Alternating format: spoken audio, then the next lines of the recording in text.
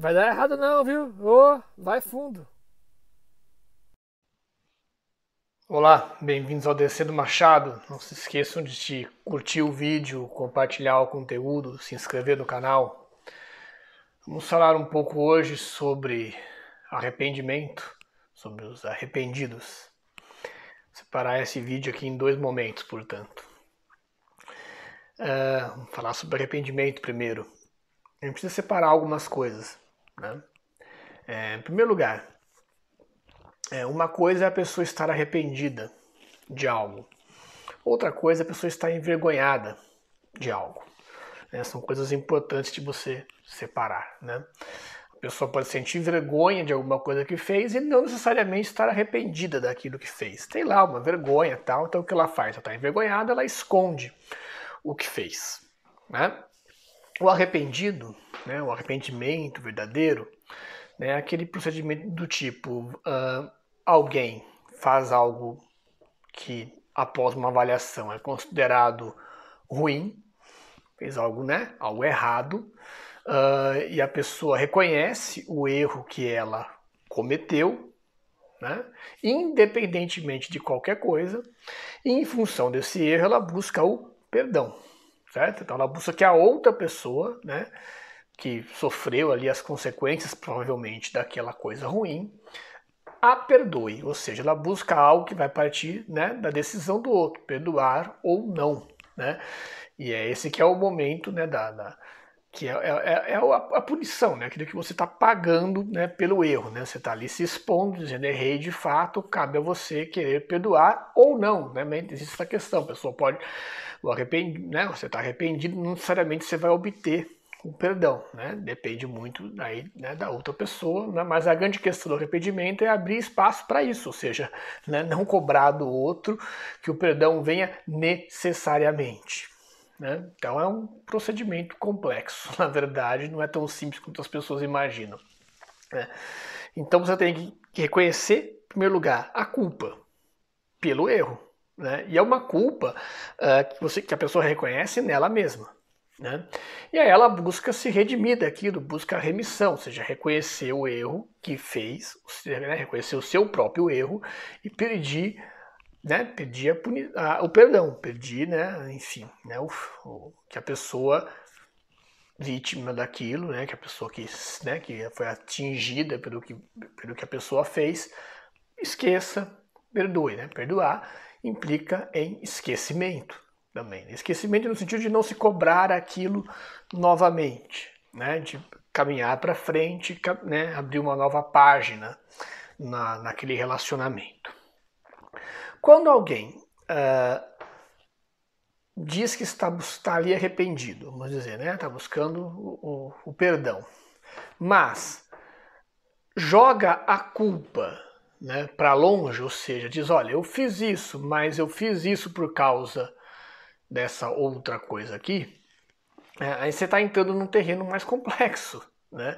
Que é qual terreno? Que é o terreno de você dizer, bom, ok, eu tenho vergonha do que eu fiz, mas eu fiz por causa disso. Então você está começando a justificar o próprio erro.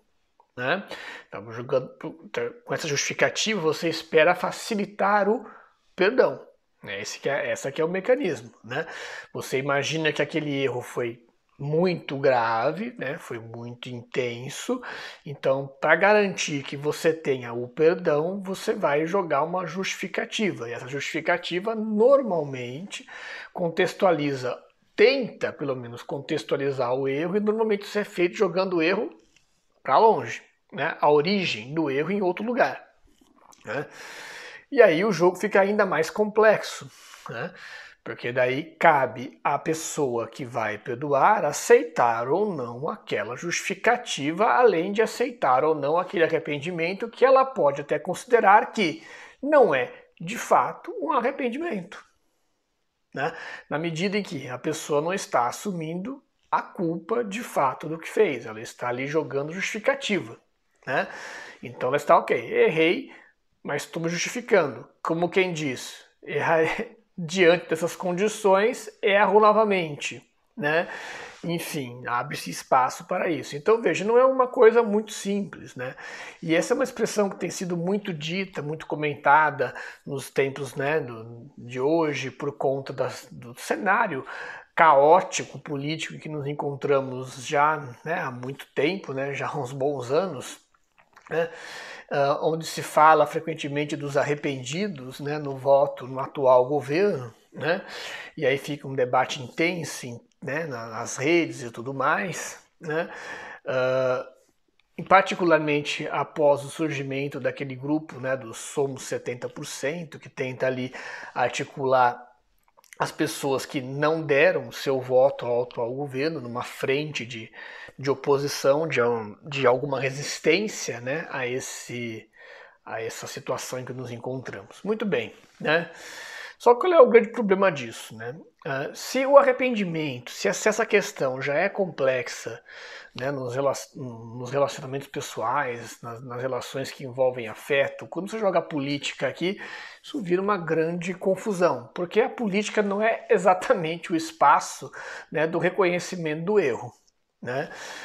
A arena política não é o local onde as pessoas vão ali para dizer, olha, errei, vota em mim novamente. Né? A pessoa vai lá para dizer não. Né? Se eu errei é porque o outro governo fez pior e o outro fez pior e o que eu estou fazendo agora, né, é o possível, enfim, tem sempre essa mesma narrativa. Né? E que ela pode até, evidentemente, ter algum pé na realidade, né? Pode ter uma razão de existir, mas aí começa a entrar num terreno muito complicado, né, das pessoas entenderem toda a caminhada daquela justificativa, toda a história, né, por detrás daquilo.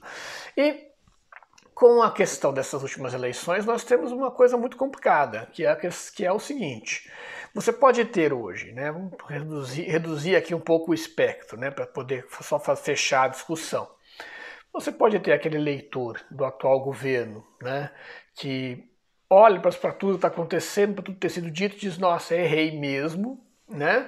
Reconheço que eu votei errado, estou arrependido desse meu erro, estou reavaliando, me desculpando com os meus amigos, eu não te ouvi, tal, né? Estou aqui, né, buscando de fato, né, o seu perdão e vou reavaliar as minhas opções, vou reavaliar tudo em que eu acreditei antes, né, e que me levou, né, a essa decisão, porque tem sempre um processo, né, de tomada de decisão.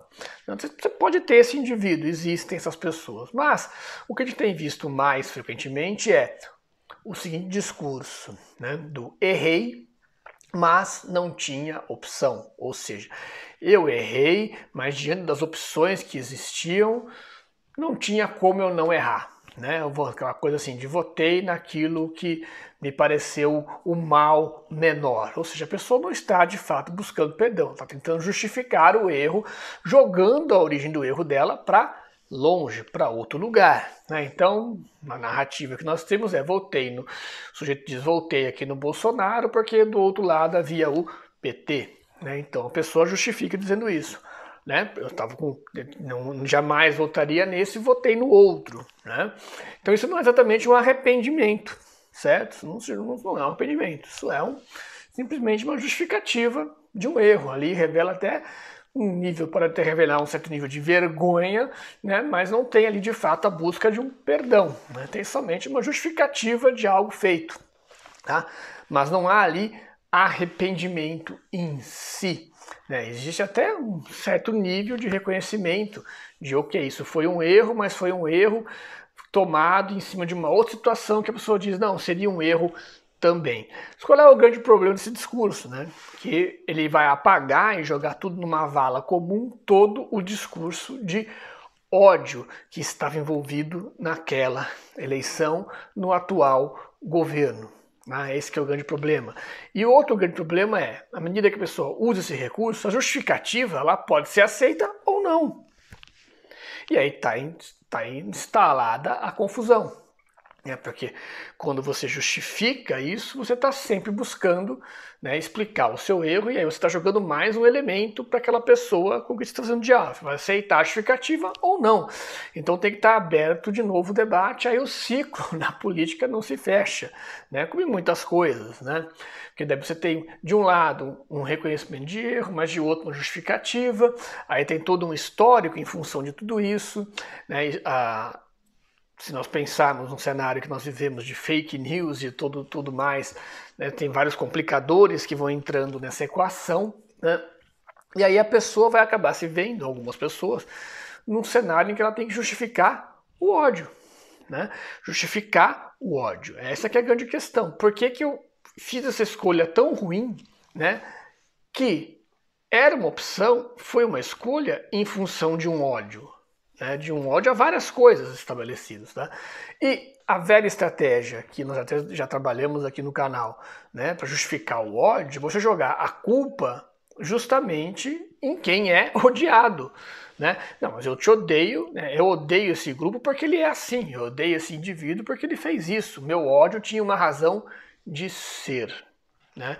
E aí, nesse discurso do ódio, né, que se arrastou, né, durante muito tempo, ainda vem se arrastando, mas, né, enfim, as coisas vão se complicando e você não tem cenário de fato nem para surgir um arrependimento concreto e nem para ter uma justificativa concreta e nem para ter um perdão concreto ou para ter qualquer coisa próxima da noção de uma conciliação, né? Até porque aí vem outro discurso, né, da gente que diz, não, nós temos que esquecer e ir para frente. Bom, depende. Né? Temos que esquecer? Na verdade, não. Né? A justificativa, quem vai decidir se vai perdoar ou não, é a pessoa que está ali, né, se sentindo ofendida por aquilo. Então não é uma questão simples de equacionar, fácil de resolver. E esse que é o grande problema, quando você faz política desse jeito, porque você cria um cenário que é impossível de solucionar de maneira mais equilibrada. Né? Porque os ânimos estão exaltados, porque as consequências, né, dos eventos já estão se desdobrando, né? A gente tem sentido isso dia a dia, né, as consequências né, os desdobramentos das escolhas passadas que foram feitas de todos os lados, né? E aí você não consegue sair daquele entrave. Né? E nessa discussão dos 70%, né, assim, a gente acabou nós estamos muito presos nisso, né? Que as pessoas estão buscando ali, por exemplo, né, tem acompanhado essa discussão dentro desse grupo dos 70%, né? Se esquece o foco, né? Qual é a grande questão? Não se trata de buscar o arrependido do outro lado, ou seja, o arrependido que de fato votou, né? Esse cara pode ter arrependimento, mas certamente ele vai ter muitas justificativas. Né? O que se está buscando, quando se fala em 70%, é as pessoas que votaram contra e todas as outras que não votaram. Ou seja, as abstenções, os nulos, os brancos, pessoas que não participaram daquela decisão. E, historicamente pensando, esse grupo de pessoas sempre existiu, sempre teve ali um número de pessoas que não participou, que não acompanha, que não tem essa vivência do cenário político, tá? que não está por dentro de fato dos debates, e é difícil, às vezes, para a pessoa que está dentro desses debates entender isso, que alguém possa ficar de fora. Sim, a pessoa pode ficar de fora, existem muitos recursos na sociedade, sempre existiram, mas hoje tem mais ainda, recursos em que a pessoa consegue levar toda uma vida sem participar de nada disso, né? Sem entrar nessas grandes confusões políticas. A pessoa vai desviando, né, na medida em que ela vai ali filtrando os seus interesses imediatos. Então, enfim... Então se tratava de articular exatamente isso, não se trata de uma pessoa que tem que pedir perdão por algo que fez, né? Mas se trata de alguém que você tem que atrair para participar, para fazer algo, porque essa pessoa não chegou nem a fazer no sentido daquela escolha de fazer uma... Você colocou de lado, não escolherei nada, tal. Claro que a gente sabe que isso no final das contas já representa uma decisão, né? Já representa algo, contudo, né? Não se trata de alguém que está aqui no seu interior ali, que na sua percepção, não se trata de alguém que está dizendo eu fiz algo. Esse é o complexo. Esse cara não tem na cabeça a ideia de eu fiz algo. Esse sujeito. né? E na medida em que dentro desse grupo as pessoas começam a cobrar desse indivíduo um pedido de perdão muito intenso, como se ele fosse, né, o primeiro, o cara que votou de fato ali, a coisa se complica ainda mais e a própria articulação dentro desse grupo explode, né, como a gente tem visto acontecer nos grupos aqui em torno dessa temática. E aí, com relação a isso, né, assim, com relação a esse contexto dentro do grupo, o que vai acontecendo é que o grupo que está no poder vai continuando no poder, fazendo as coisas que sempre fez e que gosta de fazer, né, e defendendo, levando adiante a sua ideologia e massacrando tudo aquilo que foi construído, massacrando tudo aquilo que foi feito com muito sacrifício, né, nas últimas décadas, tá? Por mais que tenham limites, né, se tinha avançado muito, né? Então vejam bem, né, arrependimento, culpa, perdão, vergonha, né, tudo é muito complexo, tudo é muito difícil, ainda mais se tratando de política, né? Então não é uma coisa que se resolve facilmente, tá? E é claro que, inclusive nisso, é preciso ter muita clareza, né, de que certas coisas não terão perdão, né? Certas posturas, certas decisões não serão esquecidas, né? Inclusive porque não devem ser esquecidas se elas representarem valores de fato. Por exemplo, o valor da vida, a defesa da igualdade, da defesa dos direitos iguais, desses valores, né? A defesa da não violência, do combate à tortura. Se tudo isso é valor de fato, realmente a opção por isso, não, né, quem optou por esse caminho, não deve ser esquecido, não deve ser apagado da memória, né? É preciso saber que tal pessoa existe, que ela né, fez essa escolha e que provavelmente tomaria a mesma escolha numa outra situação, né? Então é uma equação muito complicada de se fazer, né, num jogo. Na vida social e no jogo político também, né, não é nada simples, né, e vai tendo seus desdobramentos, vai tendo suas consequências, tá? Contudo, se não houver, né, essa que é a grande questão a ser avaliada, né? É preciso sempre parar e pensar se há de fato a disposição para o reconhecimento do erro e se há de fato a disposição para a aceitação, para o perdão, né, para esse diálogo que vai sempre dos dois lados, e se houver justificativa, né, se houver apresentação justificativa, se os lados que estão em discussão ali estão dispostos a apresentarem suas justificativas e a aceitarem a justificativa um do outro e equilibrarem, né, os seus interesses ali finalmente. É difícil, é complexo, leva tempo, né, e o que a gente tem visto cada vez mais, na verdade, nos grupos é o aprofundamento de certas coisas, de certos discursos, né, que estão, enfim, polarizando cada vez mais. Em alguns temas é necessário que se polarize, tá? Não se iludam, né? Quando se trata de você, no mundo concreto, fazer opção por um discurso de igualdade verdadeira, para um discurso de paz, né, para um discurso de acolhimento, você vai ter que fazer opções concretas se você acredita naquilo, né?